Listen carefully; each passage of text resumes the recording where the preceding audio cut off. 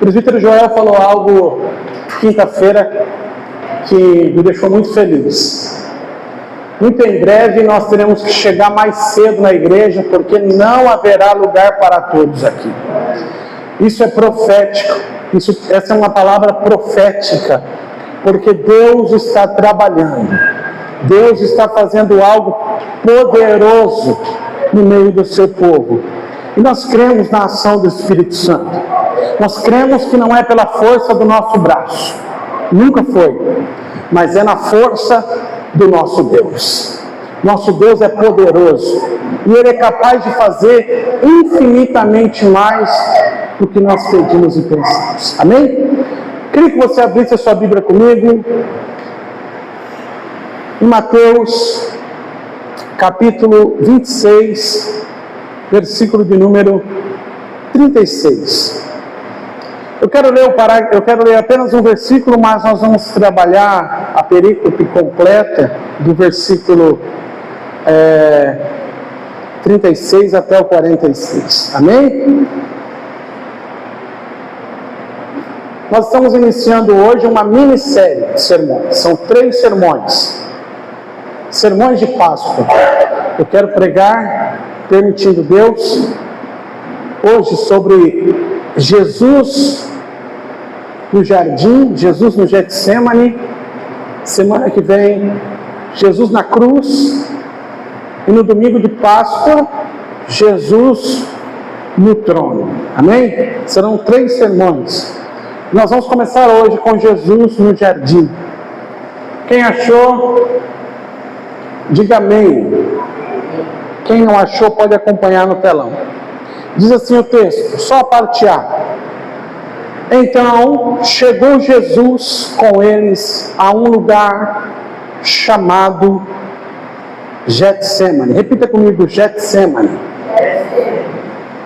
Querido Deus, Pai de bondade, de misericórdia, eu estou aqui diante da Tua presença com a Tua palavra aberta para falar com o Teu povo. E eu quero te pedir, Pai, no nome de Jesus, que o Senhor possa nos dar sabedoria para pregar essa palavra, para ensinar o Teu povo as lições preciosas desse texto. Eu quero te pedir isso no nome de Jesus. Amém e graças a Deus. Se você trouxe Bíblia, pode deixar ela aberta nesse texto, que nós vamos caminhar um pouquinho nele, amém? Para falar desse dia em que Jesus entrou nesse jardim chamado Getsemane, eu quero, antes de chegar nesse dia, voltar uma semana atrás, uma semana antes desse dia, o dia em que Jesus entrou no jardim da agonia. No domingo, antes de Jesus entrar no Getsemane, foi o domingo chamado Domingo de Ramos. E o que foi que aconteceu no Domingo de Ramos? A Bíblia diz que Jesus entrou em Jerusalém, montado em um jumentinho, e as pessoas jogavam ramos de oliveira, jogavam vestes no chão e gritavam bem alto dizendo: Hosanas, bendito aquele que vem em nome do Senhor Jesus. Essa era a última semana de Jesus Cristo aqui na terra. Após Jesus entrar em Jerusalém, proclamado o seu nome pelo povo, ele descansa, e na segunda-feira ele vai até o templo, e no templo ele prega aquela mensagem dura, quando a Bíblia diz que ele vira a mesa dos cambistas. Foi numa segunda-feira, uma semana antes da sua morte. Na terça-feira ele sobe ao Monte das Oliveiras e ele proclama um sermão profético que nós já estudamos aqui em Mateus capítulo 24. Esse sermão ele prega numa terça-feira, aonde ele fala do final dos tempos, aonde ele fala de coisas futuras. Na quarta-feira, Judas decide trair Jesus e vende ele por 30 moedas de prata. Esse dia se chama o dia da espionagem. Na quinta-feira, Jesus celebra a última ceia com os seus discípulos.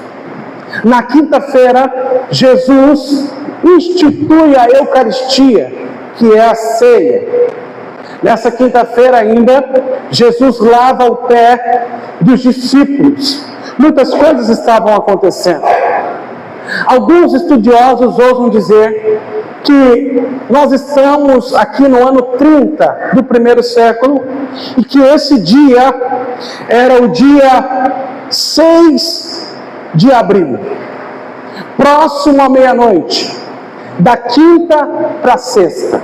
Estava quase mudando o dia, de quinta para sexta. Jesus então ele sai e ele vai até um monte, ou aliás, até um jardim que ficava no sopé do Monte das Oliveiras. E esse jardim se chamava Getsemane.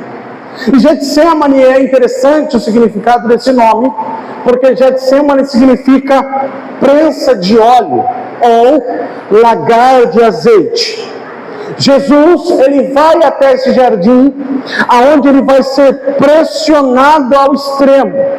Ele vai ser espremido como a oliveira verdadeira.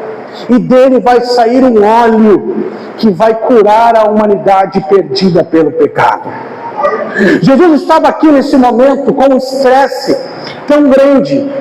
Jesus estava aqui com uma agonia tão grande que o texto das Sagradas Escrituras diz que ele suou gotas de sangue. Suar gotas de sangue, irmãos, é um fenômeno chamado hematidrose. Isso é raríssimo. O médico francês, Dr. Barbet, ele fez um estudo sobre esse fenômeno. E ele diz que o fenômeno hematidrose, que é o de suar sangue, ele é um fenômeno raríssimo, que ele é produzido em condições excepcionais. E para provocá-lo, é necessário uma prostração física acompanhada de um choque moral violento, causada por uma emoção profunda ou por grande medo e pavor, ou susto.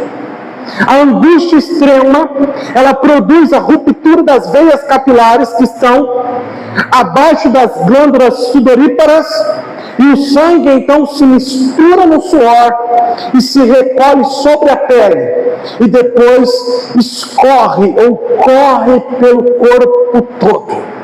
Jesus ele estava em um estado de tanta agonia nesse jardim, ele estava sendo tão pressionado nesse jardim chamado Getsemane, que acontece esse fenômeno de suar gotas de sangue. O seu corpo aqui no Getsemane estava banhado em sangue, tamanho era a agonia que ele estava passando nessa madrugada de quinta para sexta-feira. Esse texto que nós lemos, Jesus está aqui, nesse lugar, chamado Getsemane, nessa prensa de óleo. E aqui, nesse jardim, o jardim da agonia, Jesus, o nosso Senhor, nos ensina lições preciosas que eu gostaria de compartilhar com a igreja. A primeira lição que eu aprendo com Jesus aqui no Getsemane é que Jesus não fugiu no seu momento de maior dor, ele enfrentou. O texto diz no versículo 26: então chegou Jesus com eles a um lugar chamado Getsemane. Se Jesus quisesse fugir, o último lugar da terra que Jesus iria era para o jardim do Getsemane. Por quê? Porque Jesus sabia quem era o traidor. Jesus também sabia que o traidor sabia onde Jesus acostumava ir com seus discípulos para orar. Judas sabia exatamente aonde Jesus estaria, e Jesus sabia que Judas o entregaria. Mas ao invés de correr, Ao invés de fugir, Jesus enfrentou o seu problema, enfrentou essa dificuldade e foi. Jesus foi até esse jardim, irmãos, por amor a mim e a você. E eu aprendo que se o nosso Jesus enfrentou momentos difíceis na sua vida aqui na terra, nós precisamos também enfrentar as dificuldades que se levantam contra nós dia após dia. Porque o homem sem Deus, quando surgem as dificuldades, logo ele pensa em pegar uma arma, colocar sobre a sua cabeça e tirar a sua própria vida.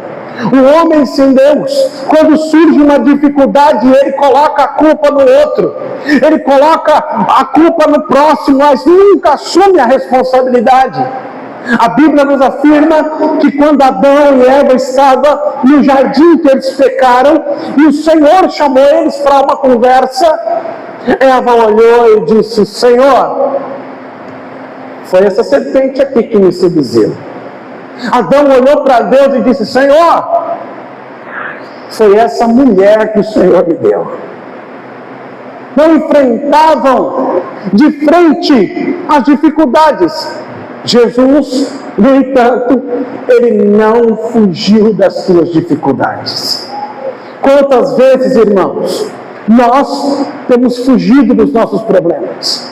Nós temos virado as costas para os nossos problemas. E o Senhor começa dando uma lição tremenda aqui. Se você tem algo para enfrentar, se você tem uma dificuldade para passar, não se esconda, não corra, enfrenta ela de peito aberto. Enfrenta essa dificuldade confiando em Deus, porque é de lá que vem o nosso socorro. O presbítero Gerson leu com tremenda sabedoria o versículo aqui no começo do culto, dizendo: elevo os meus olhos para o monte, de onde vem o socorro? E a resposta vem em seguida: o meu socorro vem do Senhor, que fez os céus e a terra. Davi sabia que em cima do monte ficavam os seus guerreiros. Davi sabia que em cima das montanhas ficavam os seus guarda-costas. Então ele elevou os olhos para os montes e ele viu: o meu socorro não vem dos meus guarda-costas. O meu socorro não vem da força do meu braço, não vem do meu exército, mas o meu socorro vem além daquele que está acima do monte. O meu socorro vem do Senhor, que fez os céus e a terra. Mas existe uma segunda lição aqui ainda nesse versículo. E a segunda lição é que Jesus, em seu momento de maior aflição, orou. Olha o que o texto diz. Então Jesus chegou com eles a um lugar chamado Getsemane e disse-lhes: assentai-vos aqui enquanto eu vou além orar. Eu vou orar. Jesus estava sendo pressionado. Jesus estava angustiado. Ele estava passando por o pior momento da sua vida terrena. E o que ele fez? Ele foi orar. Aleluia, bendito seja o nome do nosso Senhor. Irmãos, quantas vezes nós temos angústia, sofrimento, e ao invés de descer, como diz os nossos irmãos pentecostais, na olaria de Deus, a gente desce na olaria do inimigo. E a gente começa a reclamar, a gente começa a murmurar, a gente começa a falar mal, a gente começa a pensar negativamente. Jesus, no momento de maior angústia e sofrimento, ele foi orar. A Bíblia diz em Tiago, capítulo 5, versículo 13, que quem está triste, quem está angustiado, precisa orar, irmãos. E como é que está a nossa vida de oração? Tiago, capítulo 5, versículo 13. Coloca para nós, por favor. Olha esse versículo que interessante. Tiago 5, 13. Aleluia. Nós precisamos orar. Olha lá, está alguém entre vós aflito? Ore. Está alguém contente? Cante louvores. A igreja está alegre? Canta. Mas às vezes você está triste? Vai para o joelho, irmãos. Vai orar. Às vezes a gente está passando por aflição e não entende como que eu faço. A Bíblia dá a receita. Ora. Busca o Senhor. Irmãos, nós precisamos ter uma vida de oração. Nós precisamos ter uma vida de busca. Quando eu vejo só os jovens vindo orar aqui na igreja, nos dias de culto, eu fico muito chateado, não porque eles estão vindo, mas porque nós que somos adultos, que precisamos dar o exemplo, muitas vezes nós não estamos fazendo isso. Quando chama uma campanha de oração, muitas vezes a igreja não comparece. E é na oração que nós temos vitória, meus irmãos. Se Jesus orou, quem somos nós para não orar? Jesus estava em extrema agonia, e olha a lição que ele está dando aqui para nós. Está chorando, está passando dificuldade, está sofrendo, está angustiado, então é o momento de dobrar os joelhos e orar. É o momento de clamar a Deus, porque o Senhor responde às nossas orações. Amém ou não amém? Irmão, sabe qual é o nosso problema? Às vezes a gente ora e não acredita que Deus escuta. Mas se Ele é o nosso Deus, se Ele é o nosso Pai, e Ele diz que nós temos acesso a Ele, por que então Ele não vai nos ouvir? Você precisa colocar os seus joelhos no chão com fé, não apenas como um ritual, não apenas como algo que você faz por fazer, não, mas como algo que é necessário para a sua vida. E quando você orar, você entender que Deus está ouvindo a sua oração. E se Ele ouve a oração, Ele também responde. Agora tem um grande problema, nós queremos que o Senhor responda no nosso tempo, mas Ele responde a hora que Ele quer. E outra coisa, Ele responde do jeito que Ele quer. E nem sempre o Senhor vai responder da maneira que nós queremos. Mas quando nós colocamos algo diante de Deus, nós precisamos entender que o que Ele quer é melhor para nós. Ainda que seja algo difícil, que o Senhor quer que nós façamos, ou que o Senhor quer nos entregar, nós precisamos entender que a vontade dEle é melhor para nós. Mas Jesus ensina uma terceira lição, ainda no Getsemane. Versículo 37 diz assim: levando consigo Pedro e os 2 filhos de Zebedeu, Tiago e João, começou a entristecer-se e a angustiar-se muito. E a terceira lição que eu aprendo nesse texto é que Jesus levou os seus amigos mais chegados para estar com Ele no seu momento de aflição. Tem gente que diz assim: eu não confio em ninguém. Maldito é o homem que confia no homem, então eu não confio em ninguém, não sou amigo de ninguém, só eu que presto. Ai, coisa linda! Será que é só você que presta mesmo? Jesus, irmãos, ele estava angustiado, ele começou a entristecer-se, e ele levou os seus 3 amigos mais chegados. Tem momento que você precisa desabafar com alguém. Nós não somos uma ilha, não. Tem momento que você precisa conversar com alguém e dizer: não estou legal, eu não estou bem, eu estou angustiado.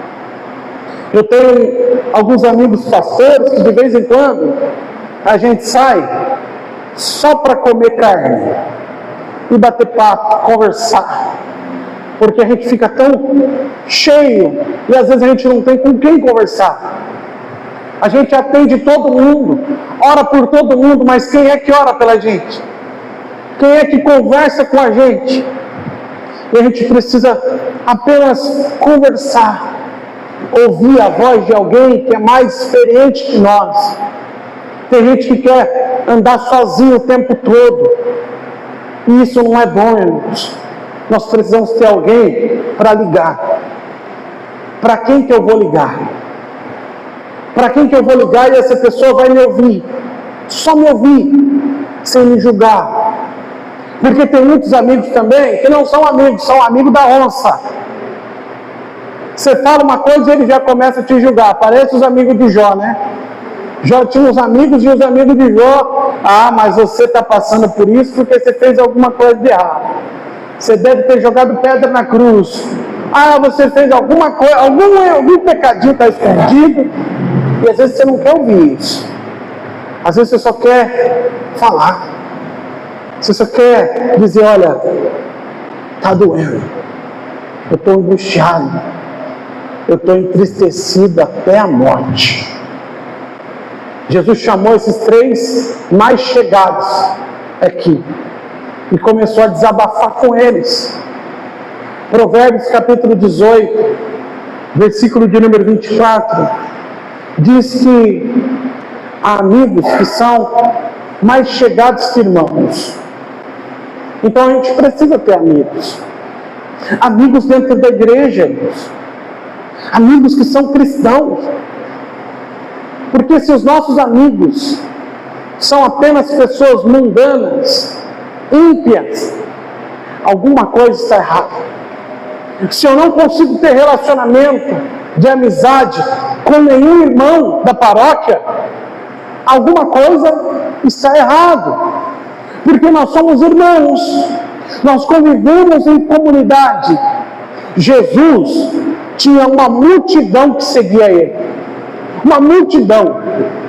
Um dia Jesus está pregando e o povo teve fome. Ele começa a multiplicar pão, multiplicar peixe. A Bíblia diz que 5.000 homens, fora crianças e mulheres, foram alimentados. Mas dessa multidão, Jesus tinha 12 discípulos. Dos 12 discípulos que estavam ali junto com ele o tempo todo, ele tinha 3 amigos íntimos. Amigos com quem ele abria o seu coração. Mas amigo que quando ele falava, ele não mentia para eles. Tanto é que um dia, ele olhou para Pedro, e ele disse assim, após uma fala de Pedro, olha que interessante. Jesus pergunta, quem é que dizes que eu sou para vocês? E um levantou e disse assim, alguns dizem que o Senhor é um profeta. O outro disse, alguns dizem que o Senhor é Elias. Pedro olhou e disse, tu és o Cristo, o Filho do Deus vivo. Jesus olhou para ele e falou, ei Pedro, você é meu parceiro. Não foi a carne e nem o sangue que te revelou isso, mas o meu Pai Celeste. Foi Ele que te revelou. E eu vou dizer outra coisa para você, Pedro. Eu digo que tu és Pedro, e sobre essa pedra eu edificarei a minha igreja. Pedro ficou todo alegre. Pedro era um amigo de Jesus. E depois desse texto, Jesus começa a falar outra coisa com seus amigos, dizendo, olha, eu vou embora. Está chegando a hora que eu vou partir para o Pai. Eu vou deixar vocês, mas eu vou enviar o Espírito Santo. E Pedro falou assim, opa! Pedro já estava cheio de alegria, né? O amigo chegado dele já tinha levantado a moral dele. Agora ele falou assim, não. O senhor não vai. Se for preciso, eu vou morrer no seu lugar. Mas ninguém mata o senhor. Eu pego a espada, tiro a espada e mato. Ninguém vai morrer. Não, ninguém vai te matar. Não, isso não vai acontecer. Jesus olhou para o seu amigo chegado e falou, para trás de mim, Satanás. Para trás de mim, Satanás. Antes que o galo cante 3 vezes, você vai me negar. Jesus falou com Pedro, era amigo. Não sofra sozinho. Coloca a mão no ombro do irmão que está do seu lado, acorde ele, dá uma chacoalhada nele aí para acordar. Fala assim, tem amigos. Não, desse jeito aí ele acha que você não está querendo ser amigo dele, não. Fala assim, tem amigos. Aleluia. Versículo 38 tem algo interessante aqui, que diz assim, então, lhe disse Jesus, a minha alma está triste. Eu estou com tristeza até a morte. Ficai aqui e velai comigo. A quarta lição é que Jesus falou aos seus amigos o que estava sentindo. Jesus não escondeu nada. Jesus falou para Pedro, para Tiago e João, exatamente o que ele estava sentindo. Ele disse: a minha alma está angustiada até a morte. Fica aqui comigo. Sabe qual é o nosso problema? O nosso problema é que a gente acha que é super-homem, mulher maravilha. As coisas podem acontecer com os outros, comigo não. Os outros podem ter tristeza, eu não. A gente vive muitas vezes uma vida falsa. Coloca uma máscara de alegria quando na verdade a gente está triste. Escondendo os nossos sentimentos. Jesus está no Getsemane. Jesus está no momento de angústia. Ele está dizendo para os seus amigos: eu não estou bem. A minha alma está angustiada. Será que você consegue ver o seu Jesus e o meu dizendo: a minha alma está angustiada? A gente é acostumado com o Jesus super-herói. Aquele Jesus que olha para a multidão e fala: fica tranquilos, eu vou multiplicar o pão. A gente está acostumado com aquele Jesus que está andando sobre as águas e diz: vem andar comigo sobre as águas. A gente está acostumado com aquele Jesus que para o enterro e diz assim: menino, levanta-te. E o menino levanta de dentro do caixão, ressuscitado. A gente está acostumado com esse Jesus, mas a gente não está acostumado com esse Jesus aqui, que está triste, que está angustiado. Quantos aqui já se entristeceram algum dia na vida? Levanta a mão. Esse Jesus parece conosco. Ele está angustiado. E por que ele está angustiado? Jesus está angustiado não é porque ele tinha medo da cruz. Não. Jesus não está angustiado porque ele tinha medo dos cravos que pregariam as suas mãos. Não. Jesus não estava com medo ou angustiado por conta da coroa de espinhos com cravos feitos com madeira de acácia que chegavam a furar como um prego a sua cabeça. Não era esse medo. O medo de Jesus não é porque ele passaria a noite inteira sendo espancado, sendo vilipendiado. O medo de Jesus não é pela humilhação pública que ele vai passar quando ele vai subir o Monte Caveira com uma haste pesada nas costas, caindo de dor. Não é esse o medo de Jesus. O medo de Jesus e a angústia de Jesus é o medo e a angústia do abandono do Pai. Porque a Bíblia diz que na cruz o Pai abandona o Filho. Na cruz o Pai vira as costas para o Filho. E isso angustiava Jesus. É por isso que ele está angustiado. Ele não era um homem medroso, mas ele sabia que a pior coisa era ver o Pai de costas, ou o Pai lhe abandonando. Isaías traz um vislumbre do que vai acontecer com Cristo na cruz, em Isaías 53. Coloca para nós, por gentileza. Isaías, ele traz uma profecia sobre isso. E eu acho interessante o que ele diz. Olha só, Isaías capítulo 53. Quem deu crédito à nossa pregação? Ou a quem se manifestou o braço do Senhor? E ele continua. Versículo 2. Porque foi subindo como renovo perante ele, como a raiz de uma terra seca que não tinha beleza nem formosura. E olhando para ele não havia boa aparência nele para que o desejassem. E ele continua. E ele vai dizendo: ele era desprezado, o mais rejeitado entre os homens, um homem de dores experimentado nos sofrimentos, e como um de quem os homens escondiam o rosto era desprezado e não fizemos dele caso algum. Verdadeiramente Ele tomou sobre si as nossas enfermidades e as nossas dores levou sobre si. Nós o reputávamos por aflito, ferido de Deus e oprimido. Mas Ele continua dizendo: mas Ele foi ferido por causa das nossas transgressões, moído por causa das nossas iniquidades. O castigo que nos traz a paz estava sobre Ele, e pelas suas pisaduras nós fomos sarados. Jesus está ali sofrendo, porque Ele sabe que a profecia vai se cumprir, Ele sabe que Deus vai lhe abandonar. Olha só o próximo versículo: todos nós andávamos desgarrados como ovelhas, cada um se desviava pelo seu caminho, mas o Senhor fez cair sobre Ele a iniquidade de todos nós.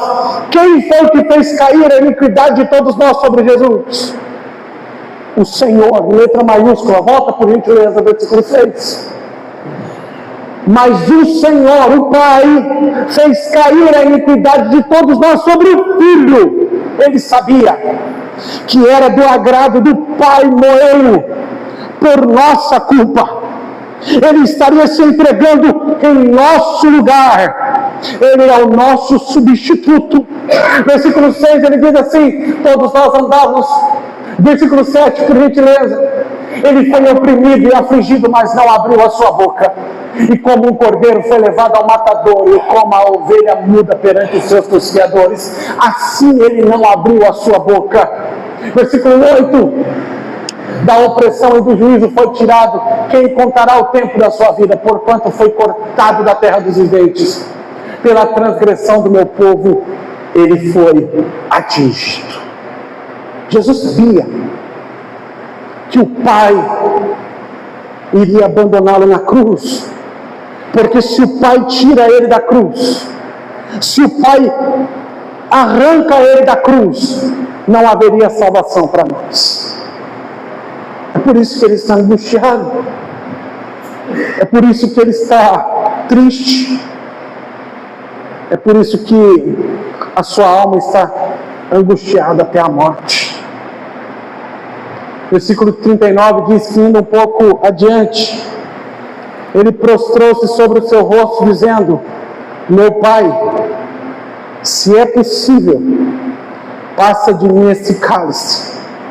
Todavia não seja como eu quero, mas como tu queres. A quinta lição é que Jesus falou com o Pai o que estava sentindo. Tem coisas que os seus amigos, ainda que sejam mais chegados que irmãos, não vão entender. Tem coisa que você precisa falar com o Pai, só com Ele. E Jesus estava dizendo para o Pai: ô Pai, se for possível, passa de mim esse cálice, mas que não seja feita a minha vontade, mas a sua. No momento que Jesus fala isso, o Pai fala para ele: existe um momento que você vai falar com Deus, e Deus vai falar assim para você. E o silêncio de Deus dói. O não de Deus às vezes machuca. E o que você tem que fazer quando Deus fica em silêncio? Quando o céu parece que está de bronze, você precisa fazer como Jesus: todavia, Senhor, não seja como a minha vontade, mas como a tua vontade. Existem momentos que eu choro, coloco meu joelho no chão e falo: Senhor, eu não entendo.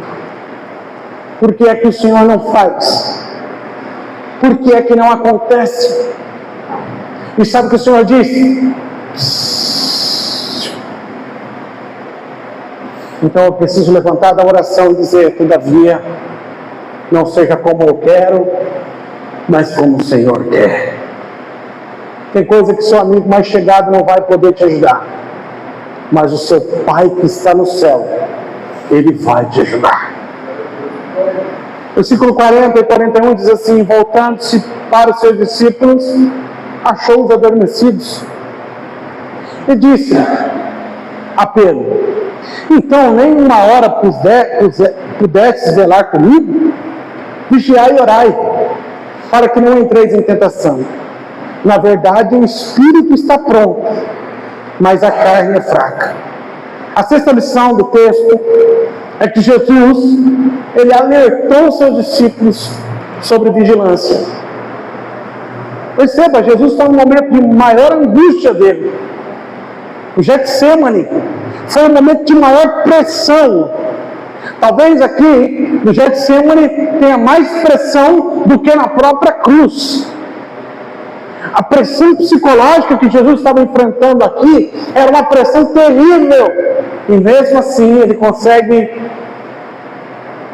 falar com seus discípulos, auxiliar os seus discípulos e dizer para eles: olha, vigia, gente, vigia, porque a carne é fraca. O espírito está pronto, mas a carne é fraca. Pedro, o diabo, Pedro, pediu para Ciro andar com a sua vida, mas eu intercedi para o Pai e não deixei. Se Jesus está dizendo isso para os seus amigos mais chegados, quem dirá nós, irmãos? Nós precisamos vigiar dia a dia. Ninguém aqui pode se levantar e dizer: eu sou bom, eu não tenho pecado, jamais vai acontecer isso comigo. O pior erro que você faz é dizer isso, porque a sua carne, ela milita contra o seu espírito, ela batalha contra o seu espírito.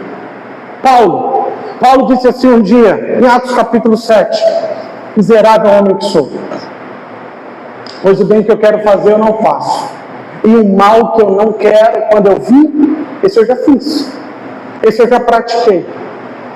Quem me livrará do corpo dessa morte? Os romanos, eles tinham um método de tortura muito terrível. Se alguém cometesse um assassinato, eles pegavam o corpo do morto, costuravam o corpo do morto no corpo do assassino, e essa pessoa ia viver com aquele corpo grudado no corpo dele até aquele corpo se decompor. Só que o interessante é que conforme aquele corpo ia se decompondo, aquele corpo morto ia se decompondo, os vermes iam comendo também a carne do que estava vivo, de forma que o morto morria, estava morto, lógico, mas o que estava vivo, carregando esse corpo morto, também morria. Paulo está dizendo que o pecado é como esse corpo morto que a gente carrega. E ele diz: miserável homem que sou, porque o bem que eu quero fazer, esse eu não faço, Senhor. Mas o mal que eu não quero, esse eu faço. Quem vai me libertar do corpo dessa morte? E a gente tem que tomar cuidado, irmãos, porque o pecado, ele jaz à porta. Todos nós, todos os dias. Pastor, mas eu sou um salvo, e glória a Deus porque você é um salvo. Mas você está num processo de santificação, e nesse processo nós precisamos vigiar. Jesus está no Getsemane dizendo para os discípulos: vigiem. E a lição para nós é: vigia. Vigia com o que você fala, vigia com o que você vê, vigia com os seus negócios, vigia. É o que o Senhor está dizendo. Às vezes a gente quer fazer as coisas escondido da esposa, escondido do marido, escondido do patrão, mas Deus está vendo, está dizendo: vigia, meu irmão. Nós não podemos esconder nada do nosso Deus, porque Ele contempla todas as coisas. Miserável homem que sou, o bem que eu quero fazer eu não faço, mas o mal que eu não quero, esse eu faço. O nosso corpo muitas vezes nos domina, sabia? E a gente precisa entender que não pode, nosso corpo não pode nos dominar. Nós não podemos viver pelos nossos desejos, mas nós temos que ter o autocontrole sobre o nosso corpo, sobre a nossa alimentação, sobre a nossa saúde. Nós precisamos ter controle sobre várias coisas, sobre vários aspectos. Eu tenho orado muito sobre isso. Eu tenho pedido para Deus me dar sabedoria nisso, porque não é fácil, irmãos. Não é fácil nos controlar. Não é fácil não ter um acesso de raiva diante de alguma situação. Às vezes a gente estoura e fala algo que depois você fala, por que eu fui falar isso? A sua carne gritou. E o Senhor Jesus está dizendo aqui no Getsemane para eles vigiarem. Pois o espírito está pronto, mas a carne é fraca. Minutos depois, esses discípulos a quem ele está dizendo, vigiai, vão fugir, todos eles. E ele vai ficar sozinho. Mas existe uma última lição aqui no texto. Versículo 42 diz assim: indo a segunda vez, orou dizendo: Pai meu, se esse cálice não pode passar de mim sem eu beber, faça-se a tua vontade. Cristo obedeceu completamente à vontade de Deus.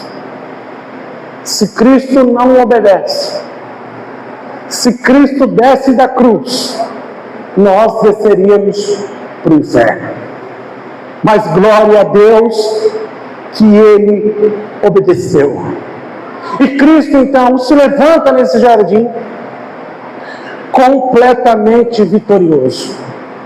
Se Cristo entrou triste, angustiado no jardim, preste atenção, você pode procurar nos 3 evangelhos sinóticos, pode procurar, depois do jardim, você não vai mais encontrar Cristo triste e nem angustiado, porque Ele se levantou vencedor no jardim da agonia.